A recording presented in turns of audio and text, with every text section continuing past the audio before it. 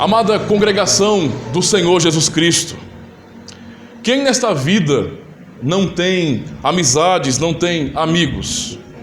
Talvez seja difícil imaginar alguém que não tenha, relacionamentos, que não tenha amigos, pessoas chegadas, pessoas próximas, que tenham coisas em comum. Mesmo os mais quietos, as pessoas mais tímidas, ainda assim, tem amizade com alguém, tem algum amigo especial, tem alguém que às vezes é até um confidente, alguém que conversa, que desabafa, que ajuda até e aconselha em horas oportunas. Todos nós estamos acostumados, com relacionamentos. E isso, na verdade, é uma grande bênção do Senhor para nós. Seria estranho se alguém dissesse que não gosta, simplesmente não gosta de amigos. Isso seria uma coisa estranha. Mas, embora seja estranho, nós sabemos que existem pessoas que não são muito de amizades. Sabemos que há pessoas assim. E, na verdade, isso é um pouco chato, porque mesmo nós sendo um pouco mais quietos, ou então sendo pessoas de poucos amigos, e isso é, na verdade, uma atitude sábia, ter poucos amigos, muitos colegas, mas poucos amigos, ainda assim, nós queremos nutrir amor por essas pessoas, estar ao lado dessas pessoas, poder aprender com elas, ajudá-las. Tudo isso faz parte da amizade. Então, realmente, isso é comum para nós. Na verdade, é maravilhoso. Isso realmente é uma bênção para a nossa vida. Hoje nós iremos refletir justamente sobre isso, sobre amizade, porque amizade é uma bênção de Deus para a nossa vida. Mas a pergunta que nós temos que pensar sobre amizade é justamente essa: o que é um amigo? Geralmente nós, quando estamos acostumados a fazer alguma coisa, ou quando aquilo é normal no convívio nosso, não perguntamos o que é. E é importante que venhamos responder essa pergunta. Um amigo é alguém que simplesmente nós amamos. Um amigo é alguém que desejamos o bem. E de maneira intensa nós queremos realmente que essa pessoa se dê bem, ela fique bem, ela seja feliz. Nós desejamos isso para os nossos amigos. Alguém que nós nos dispomos a ajudar, a caminhar juntos muitas vezes, a compartilhar momentos de tristeza e de alegria. Pessoas que nós nos preocupamos com o bem-estar dessas pessoas. Não é somente num casamento ou numa família que nós desfrutamos dessas bênçãos. Na verdade, nós também desfrutamos dessas bênçãos com amizades que temos. É como se fossem irmãos de outros pais, pessoas que realmente nós nos apegamos. Na Escritura Sagrada nós temos exemplos de amizade, exemplos realmente poderosos, exemplos fortes de amizade. E eu quero usar o exemplo aqui, nessa introdução, de Jonatas, filho de Saul, e Davi, citando aqui o texto de 1 Samuel, capítulo 18, verso 1, que diz bem assim: sucedeu que, acabando Davi de falar com Saul, a alma de Jonatas se ligou com a de Davi, e Jonatas o amou com a sua própria alma. Uma expressão profunda de amizade. Essa amizade aqui, ela é desenvolvida, e ensinada muito bem, por exemplo, em Provérbios 18, verso 24, quando nós lemos: quem tem muitos amigos pode chegar à ruína. Lembra do que eu falei? Nós temos poucos amigos, muitos colegas, mas amigos de verdade, para estarem próximos a nós, são poucos. Então o provérbio diz: quem tem muitos amigos pode chegar à ruína, mas existe amigo mais apegado do que um irmão. Então, isso, Jonatas e Davi viveram em sua vida. Eles se apegaram, a amizade deles foi profunda, Uma amizade certa, uma amizade correta, uma amizade fiel. E aqui já aprendemos que quem tem, então, essa mentalidade, de eu quero ser amigo de todo mundo, acaba falhando muito, porque na verdade a amizade tem a ver com confiança, E a pessoa que confia os seus segredos, confia as suas confidências, o seu próprio coração a muitas pessoas, acaba se dando mal. Porque nem todos têm maturidade para lidar com os nossos problemas. Isso é fato. Nem todos podem ouvir as nossas queixas, as nossas dores e nos ajudar e nos aconselhar num momento como esse, de dificuldade. Há alguns que se dizem amigos, mas de repente, quando ouvem as nossas dificuldades, nos julgam ou então nos denunciam. Em que sentido? Sabe que você está de repente precisando de ajuda em alguma área e procura às vezes te envergonhar, não dá valor para a sua dor. Isso acontece com pessoas que não procuram preservar boas amizades, que são poucas, mas acabam confiando no seu coração, mas muitas pessoas acabam tendo essa frustração. No caso de Davi e Jonatas, não era assim que funcionava. A amizade deles era realmente forte, um grande testemunho aqui de amizade. Eles realmente fizeram como que um pacto. Sabe aquelas brincadeiras, não é bem brincadeira, mas aquela atitude que nós tínhamos como quando crianças, né? Quando um amiguinho rompia com o outro, a gente fazia assim com o dedinho, né? Para reatar a amizade. Jonatas e Davi fizeram um pacto de amizade, um pacto de fidelidade, que eles seriam irmãos, que eles se ajudariam, que eles se apoiariam. Irmãos, que bênção é a amizade.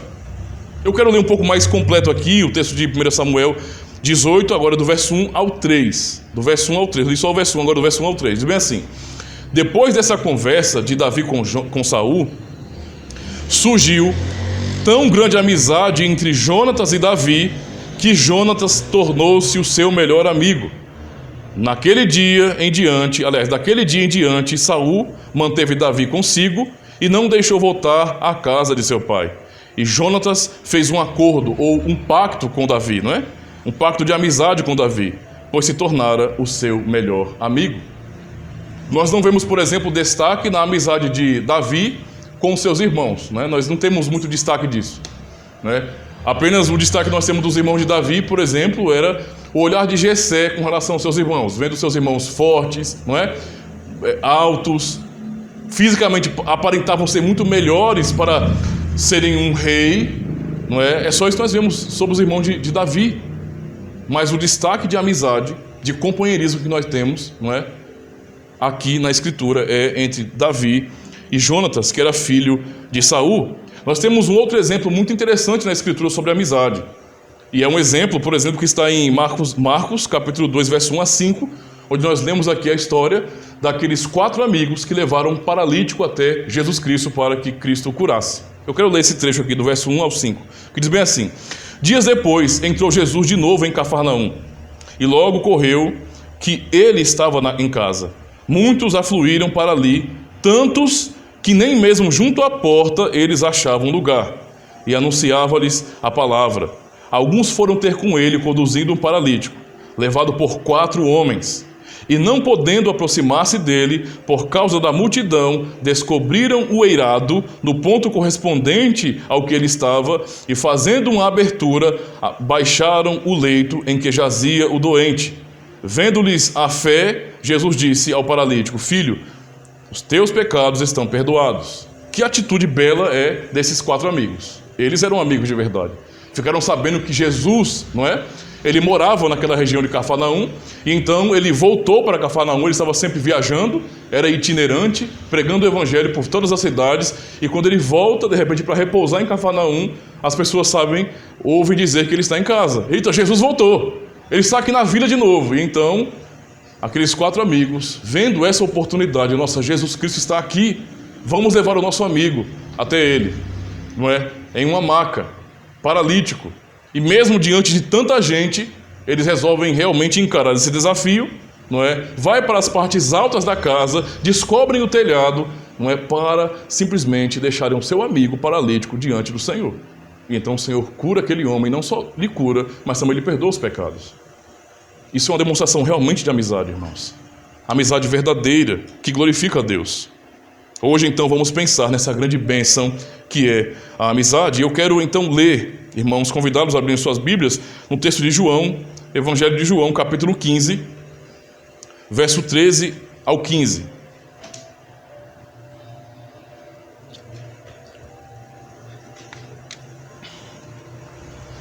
Evangelho de João, capítulo 15, do versículo 13 ao 15.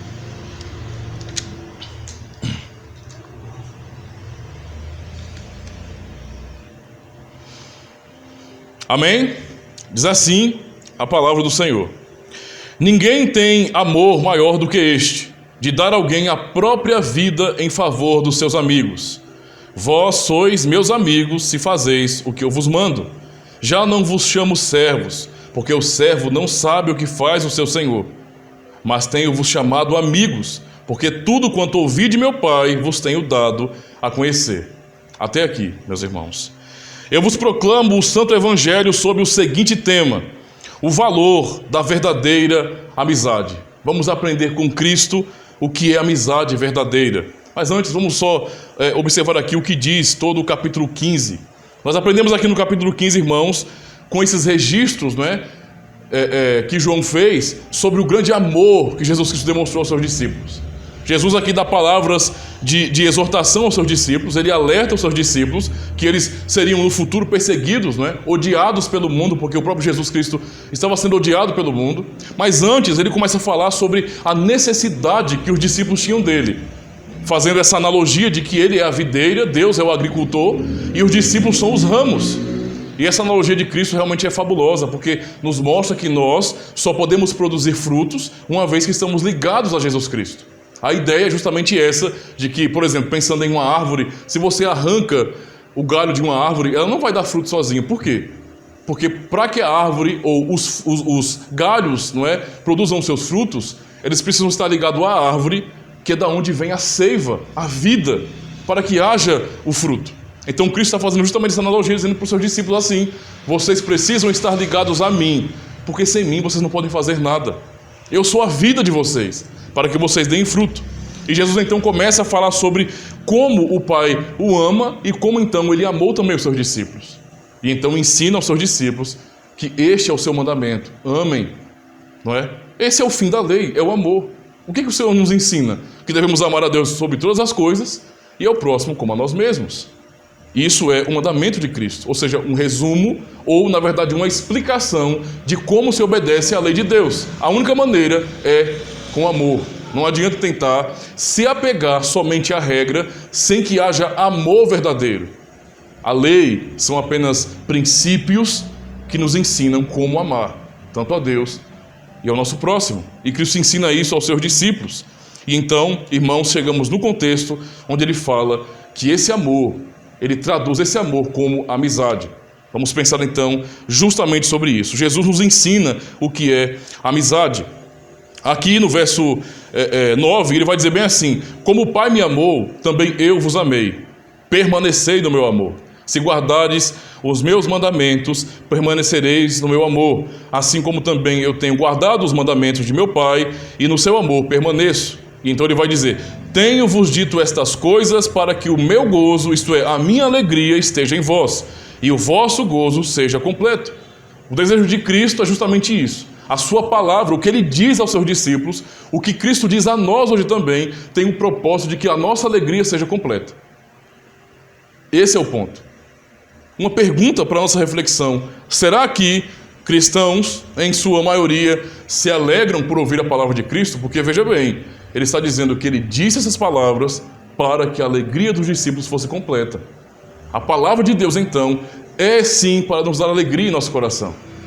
Ouvir a palavra do Senhor para nós, sabendo o que é para nós, deve alegrar o nosso coração, porque temos o testemunho de que não estamos sozinhos, de que o Senhor está nos guardando, de que Ele continua nos orientando como nosso pastor. Nós não o vemos, mas a sua voz na palavra é nítida a nós. Ele continua a falar com o seu povo, e isso deve ser sim motivo de alegria. Tristeza seria, irmãos, e é compreensível se acontecesse isso, é que se nós não tivéssemos Bíblia alguma, se nós não tivéssemos o registro sagrado para conduzir nossa vida, poderíamos sim dizer que estamos nos sentindo completamente abandonados e largados. Uma das coisas que as pessoas acusavam, que os pagãos acusavam o povo de Deus no passado, era justamente isso: olha, nós temos ídolos. Veja aqui, olha, nós temos aqui o nosso deus Dagon, nós temos aqui uma imagem dele, não é? Nós temos na cultura grega Afrodite, nós temos todo aquele panteão de deuses, cada um deles tem a sua própria escultura, a sua própria imagem. Mas o Deus de vocês onde está? Onde está o Deus de vocês? E o que nós temos do Senhor? Nós não o vemos, mas Ele nos deu a sua palavra. Ele nos deu a sua palavra. Enquanto aqueles ídolos são mudos. Percebe? Aqueles ídolos são mudos. Deus nos deu um livro, a revelação da sua palavra, por onde Ele nos fala, por meio do que Ele nos fala. E os ídolos dos pagãos são mudos. Não é? É o que o Salmo 115, por exemplo, nos ensina. Bem lembrado. Nós temos que cantar o Salmo 115, né? Tinha esquecido de cantar, mas eu tenho um tempo que eu canto esse salmo. Tem que cantar esse salmo, viu? Próximo domingo vamos cantar esse salmo. O ponto aqui então, irmãos, é Jesus ensinando o objetivo de sua palavra. No verso 12 ele fala bem assim: o meu mandamento é este, que ameis uns aos outros, assim como eu vos amei. Ora, como que era o amor de Cristo por seus discípulos? Quando nós pensamos em amor, às vezes o conceito de amor para nós é muito subjetivo. Porque ou nós pensamos num amor que é um sentimento ou um conceito, não é? E é tudo isso, mas não é só isso. E pensamos no amor também como atitude, não é? Ou nós compreendemos o amor, então, como essa coisa completa que mexe com toda a nossa vida, não é? É sim, é um conceito que eu posso explicar logicamente, mas é também sentimento e é atitude. Não pode separar essas coisas, certo? Alguém não pode dizer bem assim: eu amo o meu irmão, mas eu não sinto nada por ele. Você desconfia. Como assim? É que interiormente eu não gosto dele não, sabe? Mas externamente eu amo, né? Isso não tem o menor sentido, na verdade. Isso não tem o menor sentido. Seria como um marido, né? Um esposo, dizer à sua esposa: olha, eu te amo, porque a Bíblia ensina a amar. Ele ia levar um tapa, com certeza, né? Ia dormir no sofá, porque eu te amo porque a Bíblia me manda amar. Esse é o mandamento do Senhor. Mas peraí, rapaz, não é somente isso não. Tanto é que nós aprendemos o ensino apostólico de que nós não podemos amar de maneira fingida. O amor tem que ser verdadeiro, tem que ser intenso. Nós temos que nutrir a afetividade uns pelos outros. Então, quando nós pensamos em como Cristo ensina o que é amor aos seus discípulos, em como como Cristo amou os seus discípulos, esse amor, ele é substancial. Esse amor só é possível no relacionamento, nesse contato diário. Durante 3 anos de ministério, 3 anos, Cristo amou seus discípulos de que forma? Andando com eles, não é? Como itinerante, ensinando a eles todos os dias, exortando-os. Ora, Jesus Cristo, nesse sentido, os abraçava, dava palavras de carinho para eles, mas também, ao mesmo tempo, Cristo os exortava, os repreendia. O mesmo Cristo que vai dizer, por exemplo, para Pedro, não é? Que Deus revelou a Pedro quem Cristo é, depois vai olhar para Pedro e vai dizer bem assim: arreda do pé daqui, Satanás. O mesmo Jesus que fala que Pedro recebeu a revelação de Deus, diz: você está sendo usado pelo cão agora, não se afasta daqui. Cristo demonstra o seu amor de uma maneira muito relacional. E é justamente nos altos e baixos de seus discípulos que cometiam erros. Seus discípulos traíram a ele. Seus discípulos tiveram toda essa experiência de se sentirem impuros, por exemplo. Quando Pedro estava, nós temos isso no Evangelho de Lucas, né? Quando Pedro estava ali pescando e não confiando, ele trabalhou a noite toda, trabalhou e nada. E quando Jesus Cristo vai até lá e manda ele lançar as redes do barco, do outro lado do barco, né? Do outro lado do mar, ele lança, vem cheio de peixes e ele se sente impuro. Retira-se de mim, Senhor, porque eu sou um pecador. Tudo isso, não é? Todo esse contexto, onde os discípulos ficaram às vezes nervosos, querendo reagir de alguma maneira, esperando uma resposta dele. O amor de Cristo era assim. E esse tipo de amor é traduzido justamente na amizade, no companheirismo de Cristo com os seus discípulos. Como isso é importante, irmãos, porque assim nós tiramos aquela ideia de que, ora, Cristo é Deus, certo? O Todo-Poderoso, tudo existe por causa dele. É por ele que tudo foi criado, para ele. Mas então tiramos a ideia de que porque ele é Deus Todo-Poderoso, o seu relacionamento com o ser humano, ou com o seu povo, com os seus eleitos, com a sua igreja, não é um relacionamento que tem afetividade verdadeira. Isso é uma maneira errada de entender. Na verdade, uma das bênçãos que nós podemos compreender do Evangelho é que o Deus que se revela a nós, o Deus verdadeiro, ele mostra amor verdadeiro ao seu povo. E Cristo, então, ele fala justamente desse amor e o traduz como amizade. Ele ensina o que é a amizade verdadeira em toda a sua trajetória com seus discípulos. Amando-os, não é? Dando segurança a eles. Imagina como os discípulos não se sentiram. Quem eles eram? Trabalhadores comuns, não é? Gente que não tinha nenhum destaque na sociedade. Trabalhadores comuns, trabalhadores odiados, como por exemplo Levi, que era Mateus, cobrador de impostos, né? Ou seja, publicano. Eles eram trabalhadores comuns e não tinham destaque na sociedade. Imagina como ele, não é? Aliás, como os discípulos se sentiram ao ver o seu amigo, não é? O seu mestre, aquele que estava sempre com eles, rebatendo os fariseus, fazendo eles se sentirem diferentes, não é? Porque, poxa, nós não éramos ninguém. Eu era só um pescador, estava ali pescando, estava conformado com aquela vida, e o Senhor me chamou e me deu significado que vai muito além do que eu imaginava. Eu estava pescando peixes comuns, peixes normais, como um pescador, e Ele me chama e me promete que eu seria pescador de homens. Que eu seria um apóstolo, que eu pregaria o Evangelho, que pessoas se converteriam a Deus, seriam salvas pela pregação que eu fizesse. Mudou completamente a vida deles. Completamente, não é? E todo esse processo deu-se justamente nessa afetividade, na amizade, no relacionamento de Cristo com os seus discípulos. E nós aprendemos então, com esse amor do Senhor, justamente, não é, como é que uma amizade deve ser de verdade. Por exemplo, Provérbios 27, verso 17, nós vemos bem assim, irmãos: assim como o ferro afia o ferro, o homem afia o seu companheiro. Pense naquela imagem onde um ferreiro está construindo, não é? Ou alguém que trabalha com cutelaria está fazendo facas, não é? Fazendo cutelos ali, ou espadas, não sei. Ele precisa do ferro para amolar o próprio ferro. Isso é assim que funciona. Então a ideia da analogia aqui é justamente isso, que um amigo ajuda o outro a se aperfeiçoar. Como que um amigo de verdade faz isso?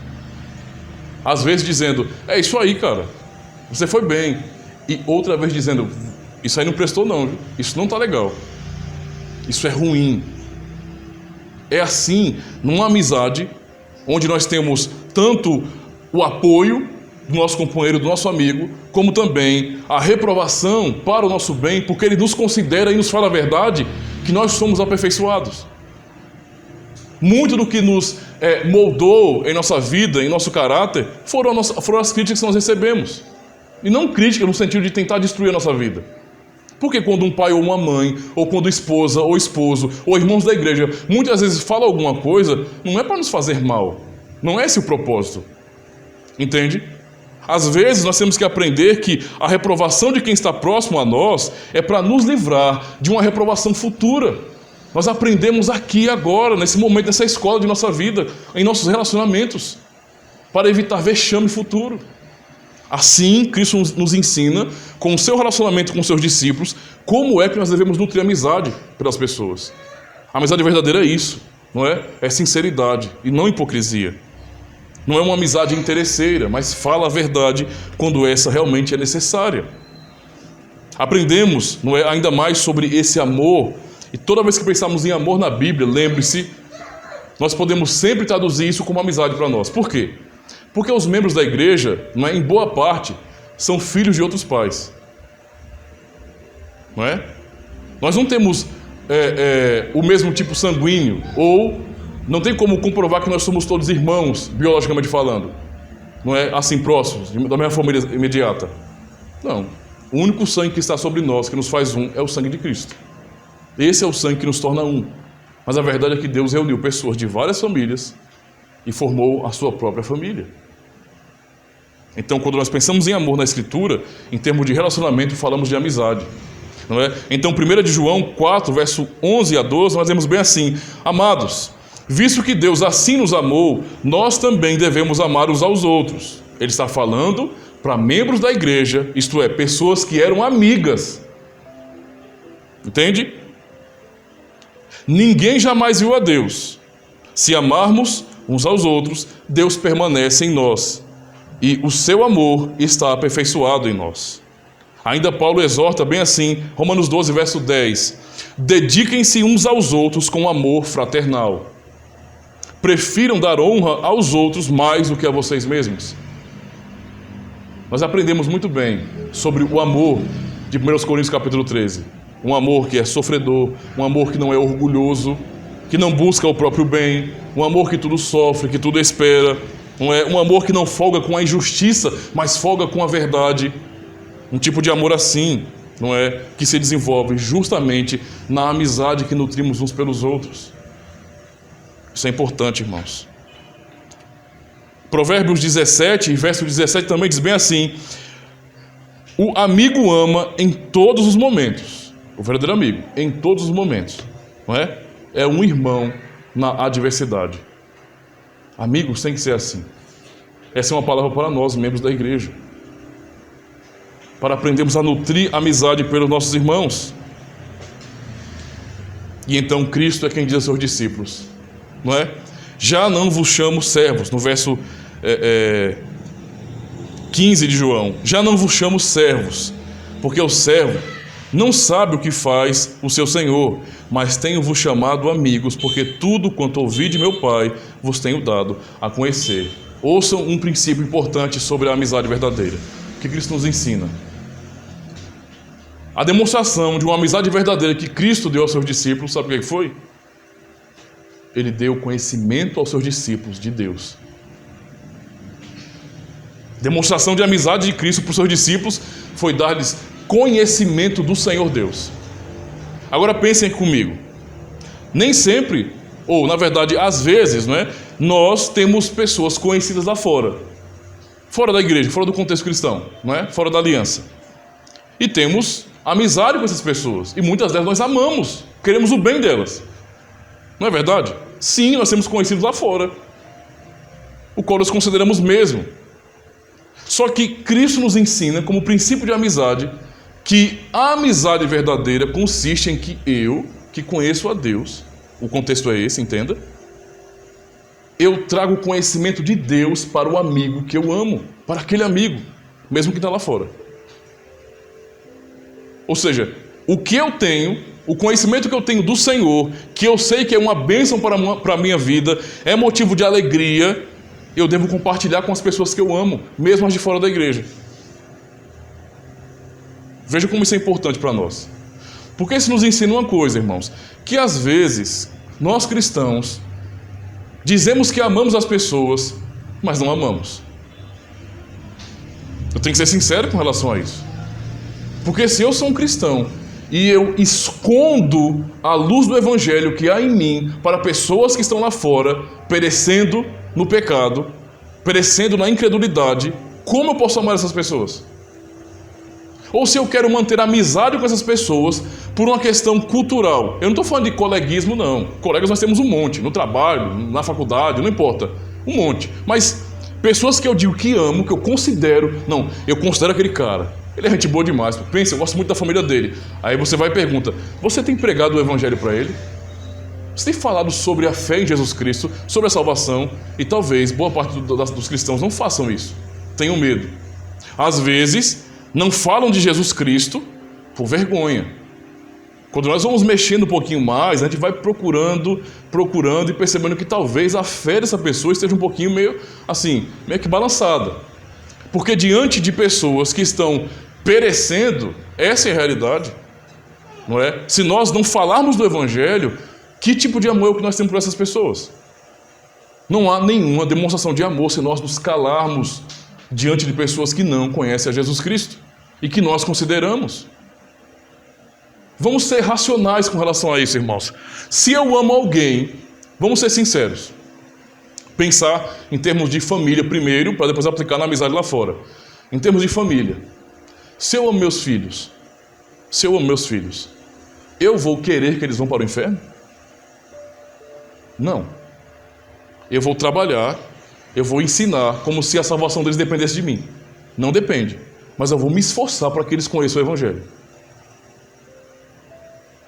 Não é assim? Não é óbvio isso aí? Então pensemos nas pessoas que nós conhecemos lá fora, os nossos amigos de fora da igreja. Se nós os amamos, não é? Realmente gostamos deles, os chamamos de amigos, eu posso realmente, não me importar pelo fato de que eles estão ali perecendo? Se eu os amo, eu vou querer que eles vão para o inferno também? Não. É óbvio que não. Então, a vergonha que às vezes alguns cristãos têm de falar é pecado, irmãos. Pecado. Se um cristão se omite de falar de Jesus, veja, não é questão de temperamento, de jeito, né? Cada um tem o seu jeitinho. Na verdade, nós somos pessoas um pouco mais tímidas, um pouco mais introvertidas, cada um tem o seu temperamento, tem sua forma de ser. Mas quando nós falamos de relacionamento com as pessoas que nós conhecemos, temos ali diante de nós, às vezes, amigos queridos que não conhecem o Evangelho, e praticamente não ouvem a palavra de Deus em nossa boca. Não ouvem. Que tipo de amor é esse? Se nós não temos liberdade para falar do Evangelho para pessoas que estão próximas a nós. Eu sei que às vezes, irmãos, falar de Cristo vai criar confusão. Isso é óbvio. Cristo diz nos Evangelhos que Ele não veio trazer paz à terra. Pelo contrário, Ele veio trazer espada. Nem sempre quando nós falamos do Evangelho, os nossos conhecidos ou familiares vão dizer bem assim: rapaz, realmente, eu estou pensando em ir para a igreja. Nem sempre vai acontecer isso. Nem sempre eles vão atender a um chamado para um culto. Venha para o culto, vamos aprender a palavra de Deus. Nem sempre. Mas é fato, irmãos, que se nós não anunciarmos o Evangelho para pessoas que nós chamamos de amigos, o problema não é elas serem falsas com o cristão. O problema justamente é o contrário. É o cristão serem falsos amigos. Porque amigos de verdade compartilham aquilo que é de melhor. Amigos de verdade compartilham aquilo que é de melhor. Um amigo que realmente considera, ele tem prazer. Sabe aquela amizade que nós temos gostosa? Que, veja, entenda, esse afeiçoamento não é com todo mundo, não é? No geral nós nos amamos. Mas sim, é comum que há pessoas que nós acabamos nos apegando mais. É natural. Então, quando nós temos uma consideração com um amigo, nós amamos, por exemplo, convidar esse amigo para a nossa casa. Não é? Às vezes convidamos um amigo para a nossa casa, fazendo uma refeição juntos, trocar ideia, conversar, rir, assistir alguma coisa juntos. Nós queremos passar tempo com essas pessoas. Para nós são tempos preciosos. Boas coisas que nós queremos compartilhar com elas. Agora, o que um cristão tem de melhor? O que um cristão tem de melhor, irmãos? O que nós temos de melhor é a nossa vida com Deus, é a salvação que o Senhor nos deu. Essa é a maior bênção que nós recebemos de Cristo. Cristo ensina aos seus discípulos, Mateus capítulo 10, de graça recebestes, de graças dai. Entende? O que nós temos para oferecer é a melhor coisa do mundo, não é? E ninguém tem que pagar nada por isso. Mas nós temos mais facilidade de vender um produto para as pessoas do que falar do Evangelho. Veja, não é fácil. Se você não é vendedor, se você não tem, sabe, aquela cara lisa para chegar na cara das pessoas e falar realmente, eu quero vender isso, para convencer o indivíduo que o seu produto é bom e que tem que comprar. Veja como isso é complexo. Como você tem que persuadir a pessoa, convencê-la de que ela tem necessidade daquilo. Não é? Mas o Evangelho, você não cobra para ofertá-lo, para oferecê-lo. Você simplesmente fala a verdade. Se nós omitimos, então, o que nós temos de melhor, a nossa amizade é questionável. Porque Cristo aqui, o que ele diz no verso 15, já não vos chamo servos. Porque o servo não sabe o que faz o seu senhor, mas tenho-vos chamado amigos, porque tudo quanto ouvi de meu Pai vos tenho dado a conhecer. O que nós temos ouvido de Deus, os amigos que nós temos fora do convívio cristão, estão ouvindo de nossa boca? Pensemos sobre isso. Nossos familiares, todos aqueles que nós dizemos que amamos, temos que pensar, essas pessoas, não é? Se nós as amamos de verdade, precisamos falar do Evangelho. Talvez essas pessoas rejeitem a nossa pregação. Talvez fechem a cara para nós. Talvez chegue ao ponto de até perder a amizade com alguém. Não importa. Amigos de verdade falam a verdade. Não é? Amigos de mentira falam mentira. Mas amigos de verdade falam a verdade. Querem o bem. Desejam o melhor para aquela pessoa. Isso é amizade verdadeira. Se nós nos calarmos, que amizade é essa que nós temos? E isso não vale somente para o contexto de evangelismo, vale aqui também. Vale aqui também. Aquele negócio de que você não tem nada a ver comigo e só quem pode falar comigo é o pastor, isso não pode colar no meio cristão. Nós somos irmãos, amigos, estamos em comunhão com Cristo e, portanto, sim, a vida de cada um aqui importa. E muito. Temos que nos preocupar uns pelos outros, orar pelos outros, realmente desejar o bem para os nossos irmãos. É isso que estamos aprendendo aqui, então, em como Cristo nos ensina, não é, a termos amizade. Também temos, irmãos, e eu quero concluir essa primeira parte dizendo que também temos a compreensão de que aprendemos com Cristo como ter amizade no aspecto positivo de que devemos anunciar toda a verdade aos nossos amigos, a quem nós amamos. Essas pessoas têm que ouvir o melhor de nós. E o melhor de nós não é a nossa cara, não. O melhor de nós é o Evangelho da nossa vida. Eles têm que ouvir isso. Mas também, irmãos, temos que parar para pensar. Agora é uma palavra não só para os irmãos adultos, os jovens da igreja, mas para todos nós. Temos que parar para pensar numa coisa. Nem toda a amizade para um cristão é saudável. Entendam isso.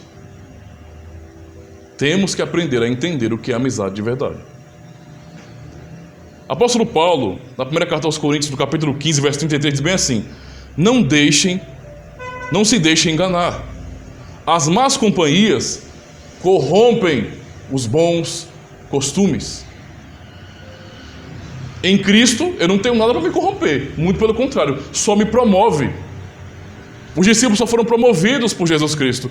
Mas más amizades, más companhias, pessoas que não querem o nosso bem e que são pessoas que nos desafiam o tempo todo ao pecado, que desonram a nossa fé, que zombam do nosso Deus, não são pessoas que um cristão deve andar. Nós temos que aprender a sermos firmes com relação a isso. Como alguém que ama o Senhor pode estar ao lado de um ímpio, chamado de amigo, se esse ímpio passa a vida toda com pornografia na boca e zombando do nome do Senhor? Isso não tem o menor sentido. Sim, nós temos que aprender com sabedoria que Cristo nos dá a julgar melhor, a selecionar melhor nossas amizades. Outro exemplo disso é o que Provérbios 13, verso 20 nos ensina. Ele fala: aquele que anda com o sábio será cada vez mais sábio, mas o companheiro dos tolos acabará mal. Acabará mal. Isso vale para quem está na escola, para quem está na faculdade, para quem está no trabalho. Nós, como cristãos, não devemos ter esse tipo de intimidade, de amizade com qualquer pessoa, não, irmãos. De jeito nenhum. De jeito nenhum. O nome disso é sabedoria, é fugir da aparência do mal. Imagine que você é um cristão e você está andando na rua com alguém que você chama de amigo, e esse amigo, não é, esse infeliz que você chama de amigo, ele vai lá debaixo dos crepezinhos, né, dos quiosques, até lá em cima, xingando, falando palavra para todo mundo ouvir. Porque não sei. Você acha que um cristão deveria estar andando no meio desse? É a mesma coisa com uma pessoa assim. Não é? A mesma coisa um cristão estar num bar, num prostíbulo. Isso não casa, não faz sentido, não tem nada a ver com a nossa vida. Nós temos que aprender a separar essas coisas. É claro, como eu já disse, colegas são coisas diferentes. Nós trabalhamos em ambientes, estudamos em ambientes. Em certos ambientes, nós temos que estar ali. Mas nutrir amizade com pessoas assim, de jeito nenhum. O único objetivo é pregar o Evangelho. Se rejeitarem o Evangelho, eu não tenho por que ficar andando ao lado de ímpios. Isso é realmente importante para entendermos, irmãos. É chocando o tipo de amizade que Cristo nos ensina com as amizades que as pessoas gostam hoje. Amizades desrespeitosas, sem nenhum pudor, que não nos conduzem para o bem, não nos incentivam à obediência, mas desafiam a nós, não é, sempre ao pecado. Isso acontece com o jovem na escola, sim ou não? Acontece demais. A coisa que mais tem são amiguinhos de turma, de classe, que desafiam jovens, não é, a fazerem coisas que eles sabem que são erradas. Eles sabem. Não é assim que nós somos chamados? É só lembrar do tempo da escola da gente, não é? Muito bem, não é? Quando nós não queríamos fazer alguma coisa e a turminha queria botar pressão, dizendo que, me perdoa a expressão, nós éramos otários se não fizéssemos. Otários, não é? Olha, otário, por isso que vive sozinho daquele jeito ali, não é? Por isso que ninguém está perto dele, é um bobão, nunca faz nada diferente, tirava até onda. O que é que você fala? Só fala assim, senhor e não senhor? O que é isso agora? O mundo exalta o que é de lixo. Cristãos têm que aprender que não é assim que funciona. Entendam que amizades ruins são perigosas. É porque eu penso assim, eu admito. Sou suspeito para falar, mas a Escritura está dizendo isso. Mais uma vez citando 1 Coríntios 15:33, as más companhias corrompem os bons costumes. Ficar sugando para a nossa vida má cultura vai nos afetar. Quanto mais pudermos nos distanciar de certas situações, de certas coisas, irmãos, é melhor para nós. Para não termos que depois ficarmos sendo tentados, não é?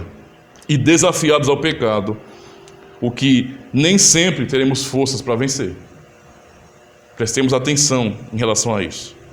Agora, voltando para o que Cristo nos fala nessa palavra, em termos de amizade que Ele nos dá, que Ele demonstra a nós. Ele vai dizer, verso 13, ninguém tem maior amor do que este, e dar a alguém a vida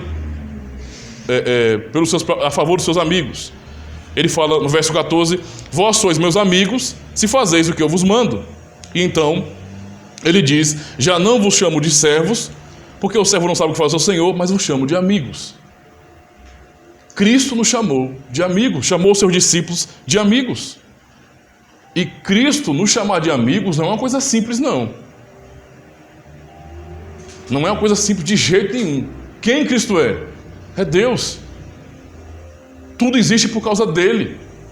O Deus Todo-Poderoso, encarnado, olhar para seres humanos, pecadores como nós, como seus discípulos, e chamá-los de amigos. Amigos. Veja, não sumiu a verdade de que nós somos servos. Nós somos servos do Senhor. Essa é a realidade. Mas ele demonstra aos seus servos, aos seus discípulos, uma afetividade, não é? Uma aproximação muito maior do que o tipo de relacionamento que é eu sou o Senhor, vocês fiquem aí, porque vocês são meus servos.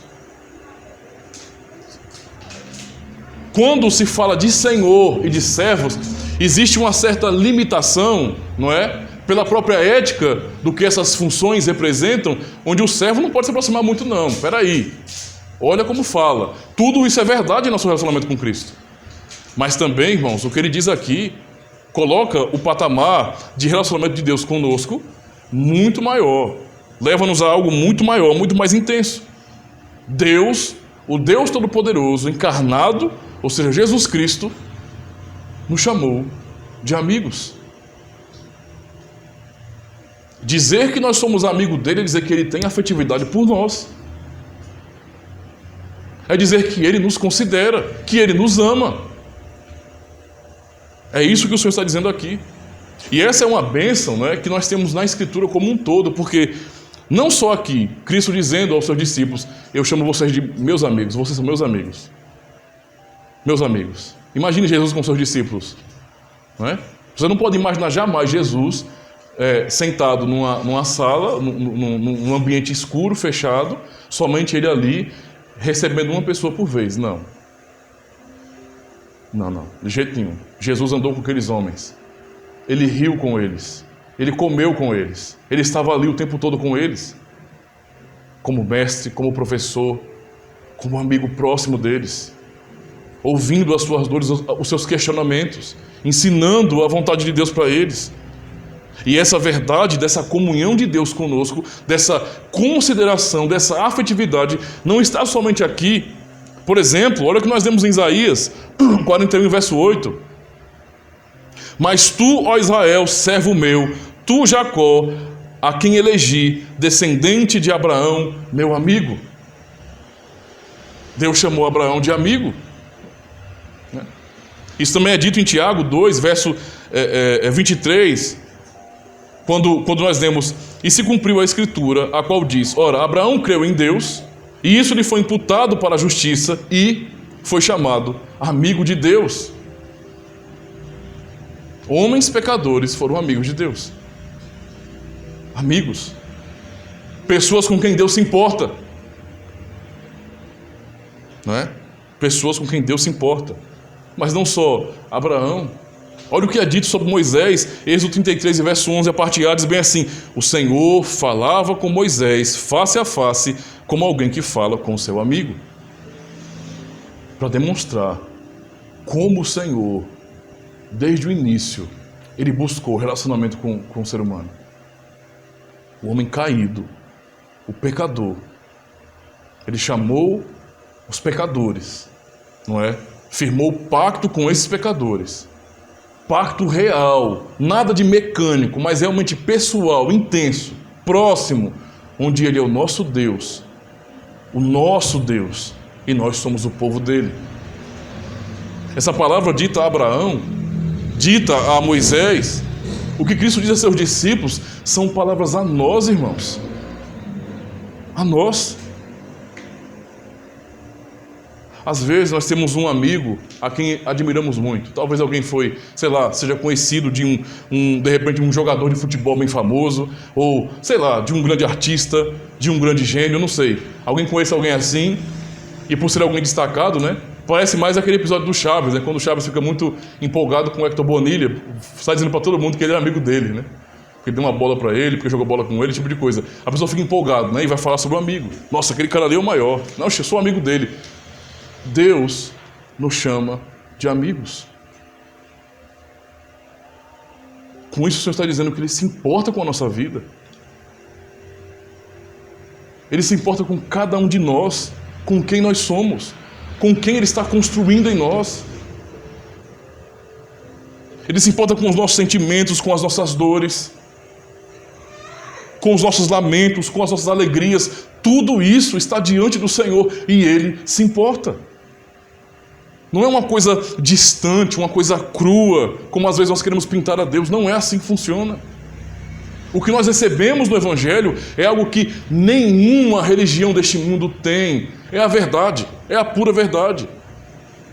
Nós não temos um Deus que está distante de nós. Não temos um Deus que fala nessa distância como se estivesse atrás das nuvens. Nós temos um Deus que se tornou homem como nós para se relacionar com cada um de nós. Um Deus que conhece as nossas dores. Não só conhece, mas veio realmente se encarnar, se tornar um homem para sentir na pele essas dores.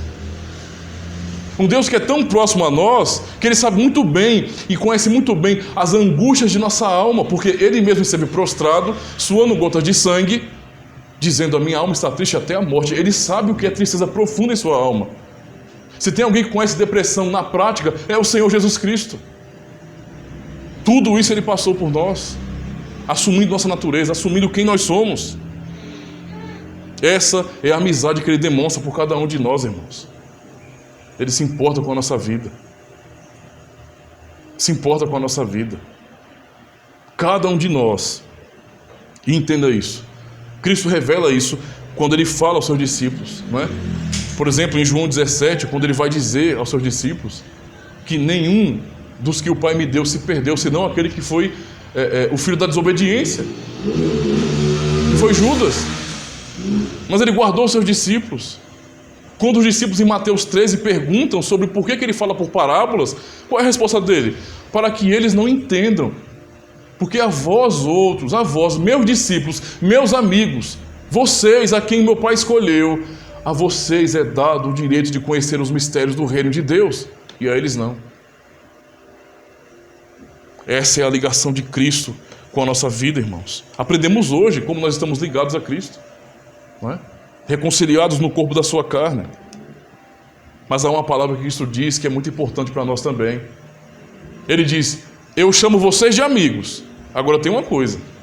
No verso 14 ele vai dizer: vós sois meus amigos, se fazeis o que eu vos mando. É aqui, e tanto em João 14 também, que nós aprendemos que o amor a Jesus Cristo, o amor a Deus, ele não pode ser demonstrado de outra maneira senão pela obediência dos mandamentos. João 14, aquele que tem os meus mandamentos e os guarda, esse é o que me ama. Se alguém me amar, será amado por meu Pai. Não é? Eu me manifestarei a Ele. Quem ama a Deus, ama a sua lei. Quem ama a Deus, obedece aos seus mandamentos. Não tem como dizer que ama a Deus se não for assim. É Cristo quem está dizendo isso na sua palavra aqui. E aqui o Senhor está dizendo: olha, vocês são meus amigos, se fazeis o que eu vos mando. Então o contrário também é verdade. Se vocês não fazem o que eu mando a vocês, vocês não são meus amigos, não. Veja como isso é importante para nós. O que Tiago 4:4 nos ensina? Infiéis, Não compreendeis que a amizade do mundo é inimizade contra Deus? Aquele, pois, que quiser ser amigo do mundo, constitui-se inimigo de Deus. Deus nos chamou de amigos, mas Ele está dizendo aqui, se vocês preferirem o mundo, vocês não são meus amigos. Se vocês preferirem o status do mundo, a vida que o mundo oferece, nós não temos nada um com o outro.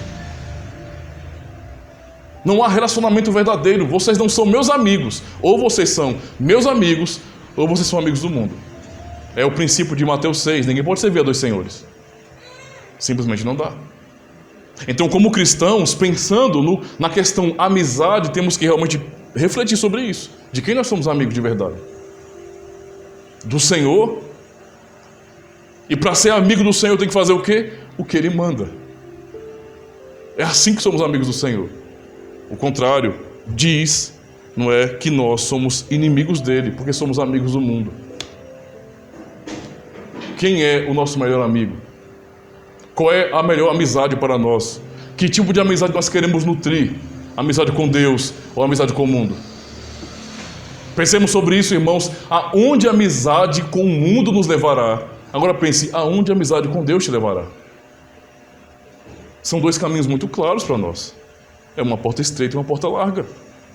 A amizade com o mundo constitui-se em inimizade contra Deus, e inimigos do Senhor serão condenados. A amizade com o Senhor significa amor, cuidado, salvação em nossa vida. Se formos chamados de amigos do Senhor, venhamos amar essa amizade, fazendo aquilo que Cristo nos ensinou aqui. Este é o meu mandamento para vocês: amem-se uns aos outros. Amem isso que Deus deu a vocês. Eu quero ir para a terceira parte, já quase concluindo, partindo para a conclusão mesmo, dizendo que esse Jesus Cristo, o nosso Senhor, que diz que nos chama não de servos, mas de amigos, nos deu a maior prova de todas as amizades.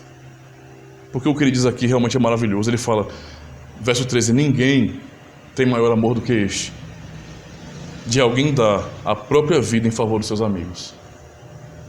A maior prova de amor é o sacrifício. A maior prova de amor é o sacrifício. Não há amor sem sacrifício. Amor sem sacrifício é uma palavra vazia. É uma palavra de um cartão do Dia dos Namorados. Amor sem sacrifício não é nada. É um conceito romantizado de um filme. Não é a verdade. Cristo diz, ninguém tem mais maior amor do que este, de dar a alguém a própria vida em favor dos seus amigos. Por isso, diante da palavra do Senhor, venhamos refletir sobre isso, vamos pensar, qual é a amizade melhor para mim? O que a amizade do mundo traz a nós? Prazeres transitórios?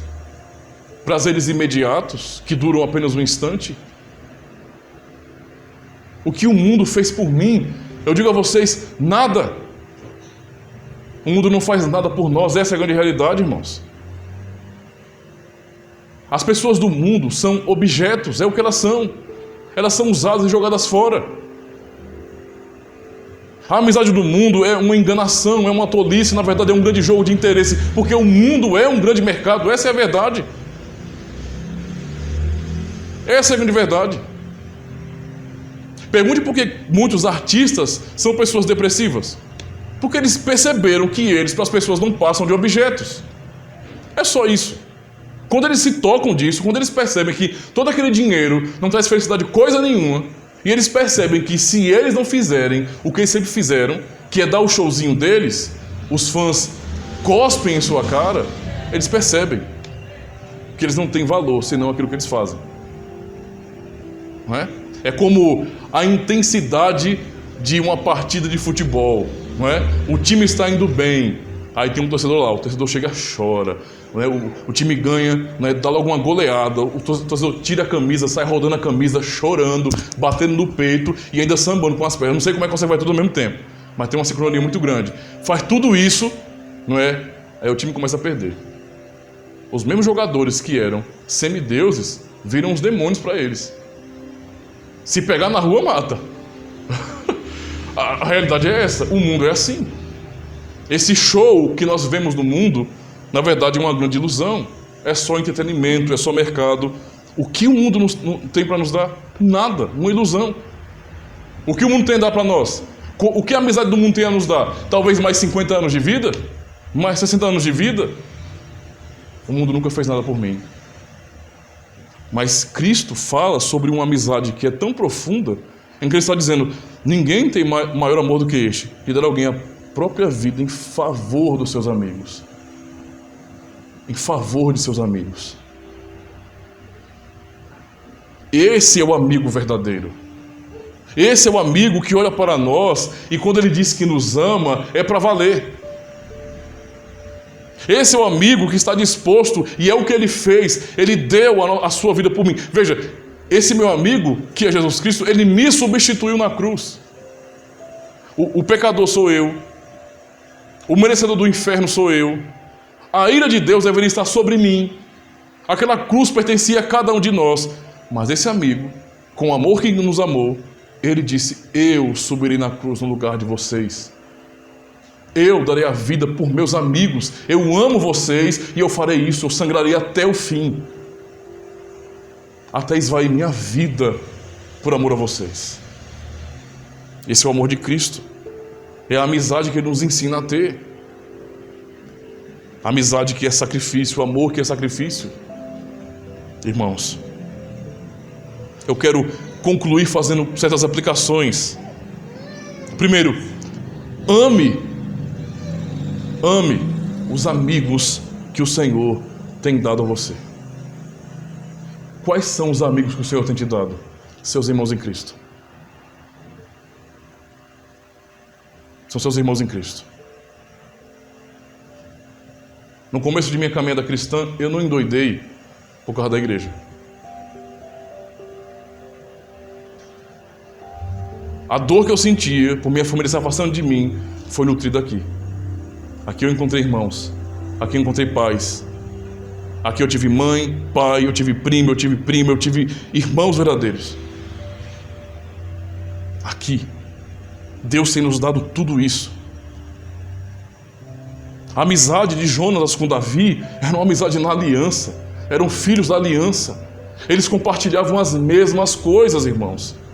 Deus tem nos dado sim, irmãos, amigos, pessoas próximas que compartilham dos mesmos anseios que nós.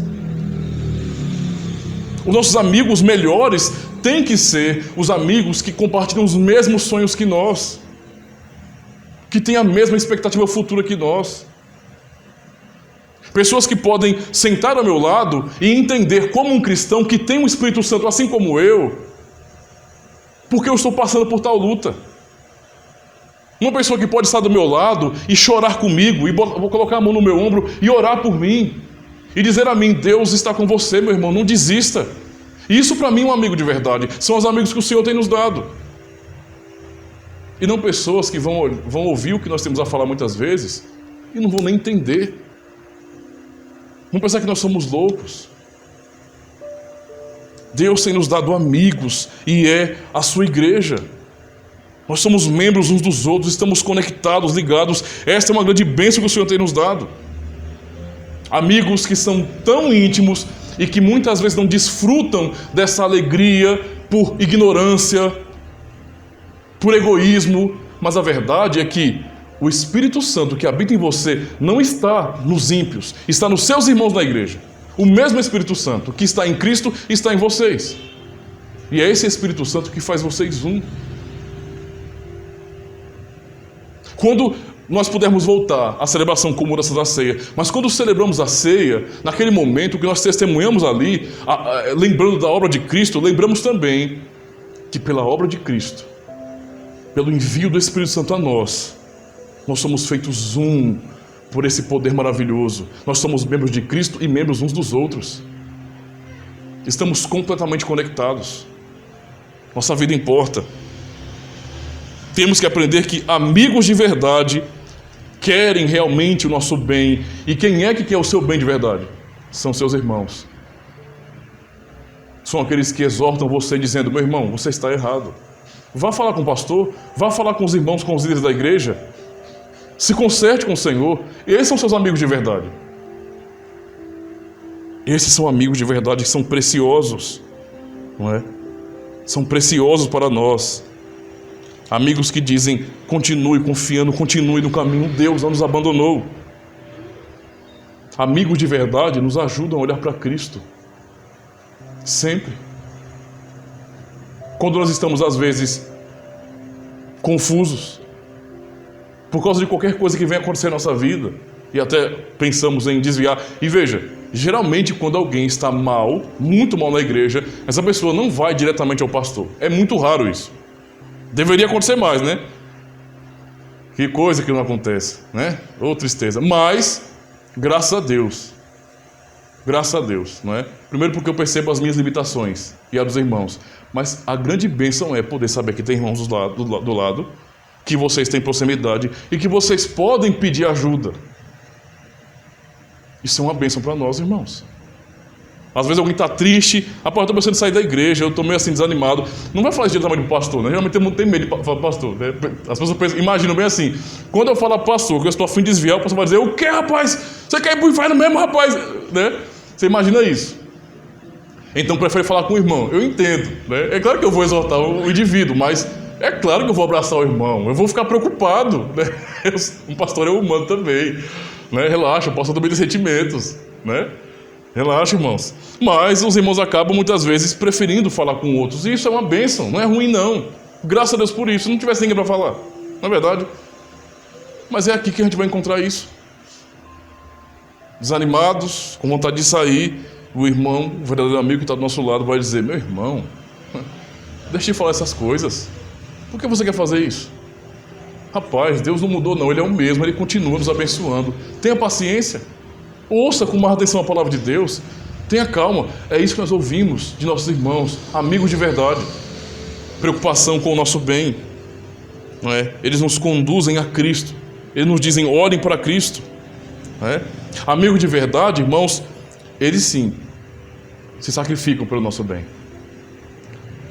Nós temos que aprender isso mais. Às vezes nós queremos ter razão demais, estar certo demais, ficar na vantagem o tempo todo.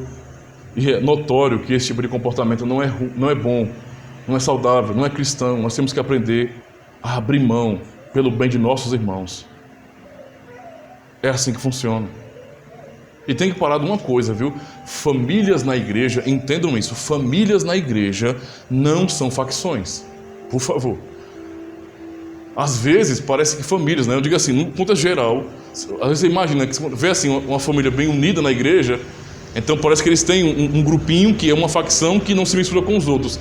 Famílias na igreja não são facção. A igreja é composta de todas as famílias da igreja, não é? É uma reunião das famílias. E quando estamos reunidos, nós somos uma grande família. A família que Deus está construindo neste mundo. Como Efésios 2 nos ensina, família de Deus. Isso é importante para nós, irmãos. Temos que aprender então que nós não nos sacrificamos somente pelos nossos de casa. Isso não existe. Imagine se um homem ou uma mulher, ou os membros da família, fossem dar o seu melhor, se esforçarem somente pelos membros de sua própria família, como que a igreja ficaria? Não é? Nem ajudar a igreja ia ajudar em nada. Por quê? Porque minha família. Não, minha família. Não é assim que funciona, irmãos. Os cristãos não são assim. Nós não temos facção aqui dentro.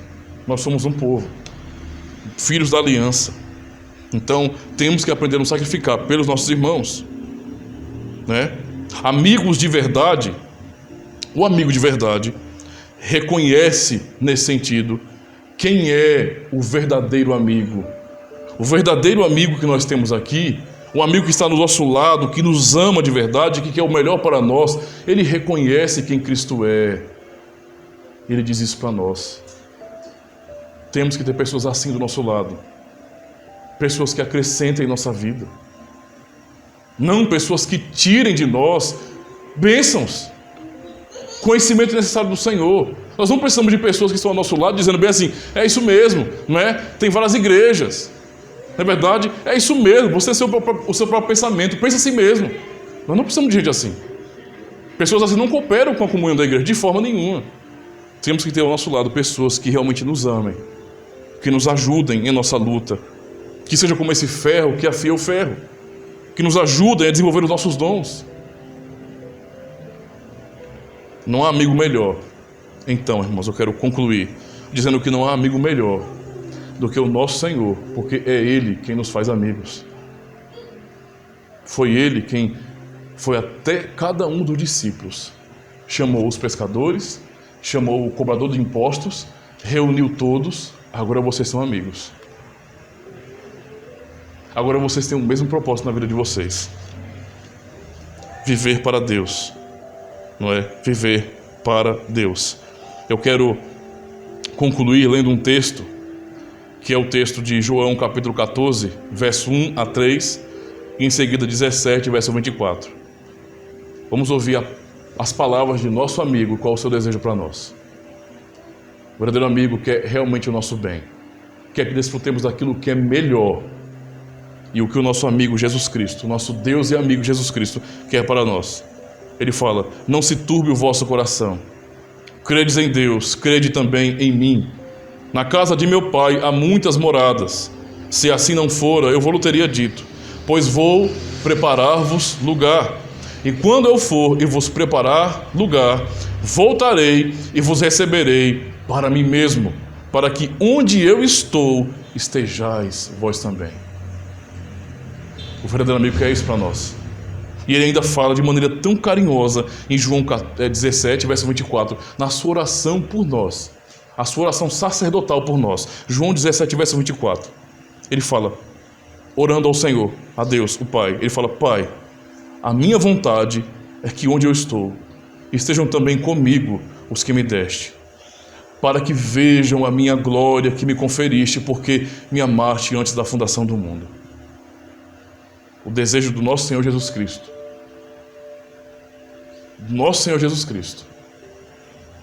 é que a imagem que um dia nós venhamos ter em nossa mente dele, não seja ele humilhado pelos homens, crucificado. Sim, aquilo é a nossa fé.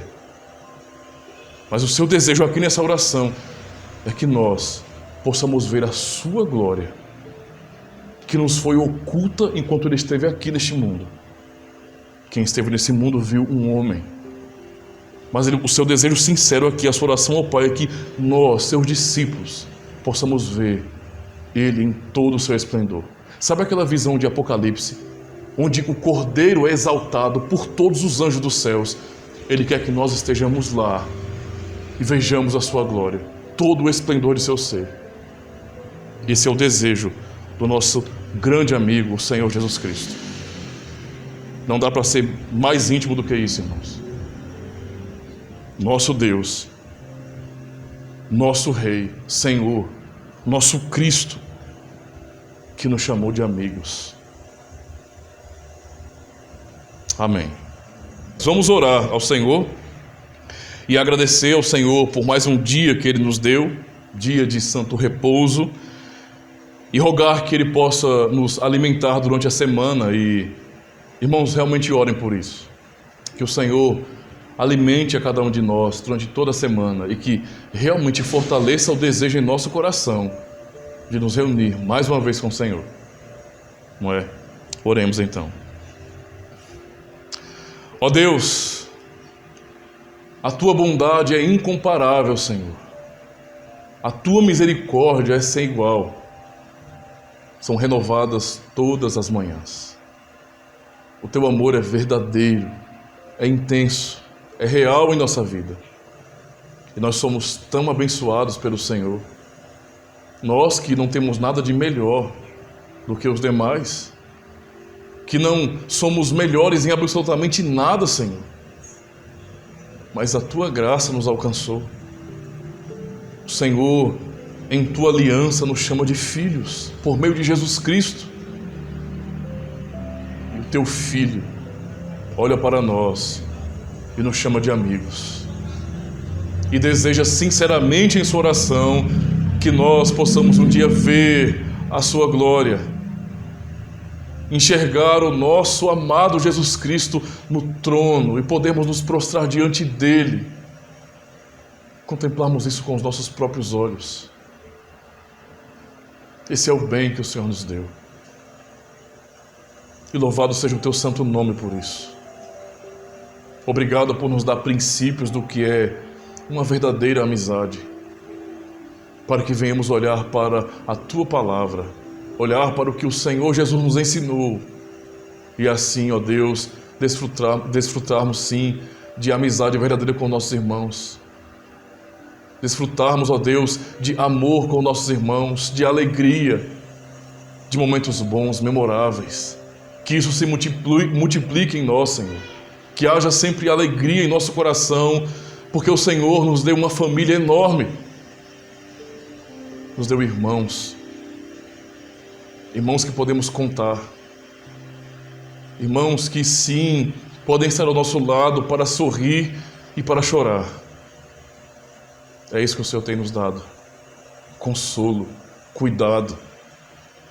Obrigado, Senhor. Que venhamos ter alegria em compartilhar a esperança que nós temos no Senhor. Que aumente então o desejo de podermos falar do Evangelho. Não só ouvir a pregação, mas podemos conversar sobre isso com nossos irmãos.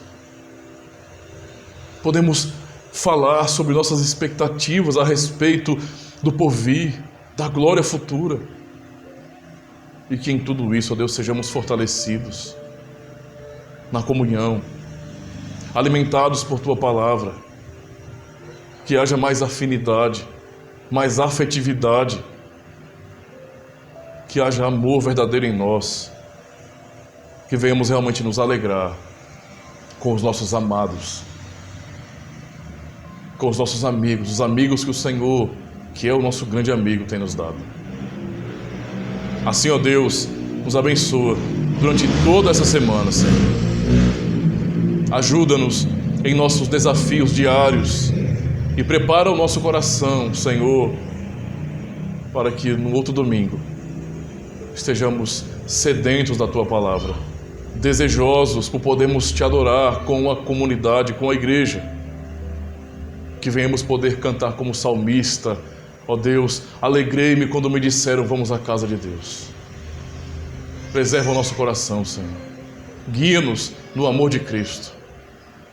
É isso que nós Te pedimos, nosso bondoso Pai. Em nome do Senhor Jesus Cristo nós oramos. Amém. Amém, meus irmãos.